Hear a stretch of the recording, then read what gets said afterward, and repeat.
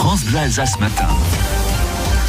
Omar Sy, Mathilde Amé, Patrick Bruel, Anne Roumanoff ou encore Hugo Frey, des dizaines de personnalités signent un appel à se mobiliser contre les violences policières. Après l'affaire Théo, justement, ils réclament une meilleure formation des jeunes policiers, le retour de la police de proximité, l'utilisation systématique des caméras piétons ou encore le vouvoiement lors des contrôles.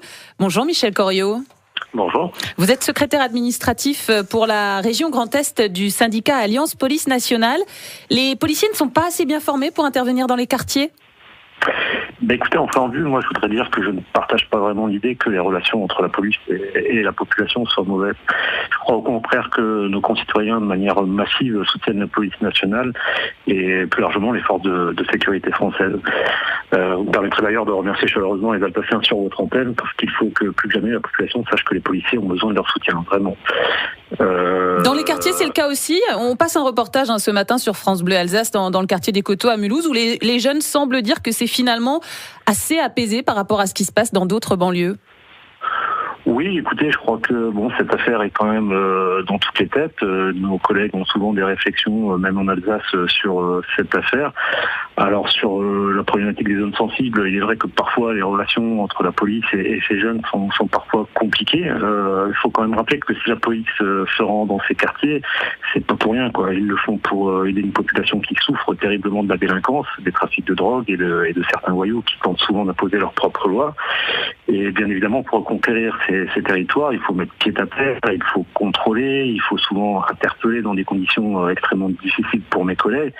Et dans ce contexte, tout le monde peut comprendre que mes collègues sur le terrain ne sont pas que des amis. Oui, donc il y a de la violence lors des interpellations, c'est inévitable. Oui, bien évidemment. Aujourd'hui, la réalité, c'est que la délinquance est de plus en plus violente et déterminée. Le sentiment d'impunité dans certains quartiers est vraiment terrible. On n'hésite plus à s'en prendre aux policiers. Je veux quand même rappeler qu'entre 2010 et 2015, c'est une augmentation du nombre de policiers blessés de 25% sur tout le territoire. En 2015, il faut se rendre compte que c'est 33 blessés, pas par année, ni par mois, ni par semaine. C'est 33 blessés par jour dans les rangs de la police, quoi. C'est juste énorme. Et comment est-ce que vous réussissez à gérer ça, justement ? Il y a des dérapages qui, là aussi, sont inévitables dans ce contexte de forte tension. Il y a eu des dérapages en Alsace, déjà, Michel Corriot ? Des dérapages contre les policiers, vous voulez dire ? Non, au moment des interpellations, justement, est-ce que vous avez eu vent, justement, d'interpellations très violentes où il y a eu, par la suite, des enquêtes qui ont dû être menées ? Alors, de la part de mes collègues, je crois qu'on peut solliciter en Alsace et plus largement sur le territoire d'avoir une police nationale très professionnelle. Je pense que si on demande si vous avez le souvenir d'une bavure ou d'un dérapage ou on l'appelle comme on veut ces dernières années, je pense qu'on n'en trouvera pas. Il n'y a rien qui vous viendra à l'esprit. Et heureusement, je crois qu'aujourd'hui, la réalité, c'est que nos collègues savent très bien qu'il faut respecter notre code de déontologie qui est très strict et très précis.